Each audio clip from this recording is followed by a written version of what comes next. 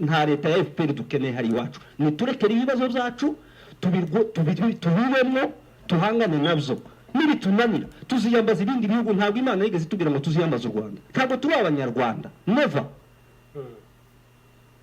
Ntabwo tuvuye n'abanyarwanda gute?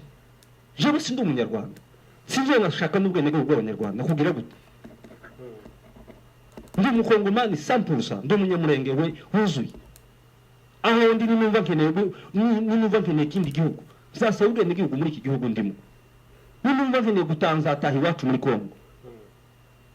Kandi niba FPR yumva ko nyivuga nabi, ibyo birabareba. Ariko ibyo bakoze birazwi, turabizi kandi biratubabaje, imitima yacu yuzuye agahinda. Titugomba kubiceceka.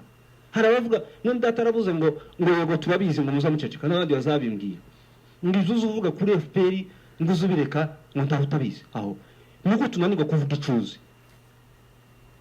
Murakoze. Ibiganiro byacu ntibiteze gushira, nakagaruka nkuko duhora tubivuga. Iyi yari One Africa Channel. Jewe nari Professor Rutikanga, ambasaderi w'Imurenge. Navuga ngo ambasaderi ukumva ambasaderi umwe rukumbi. Tubonana ubutaha. Ciao ciao.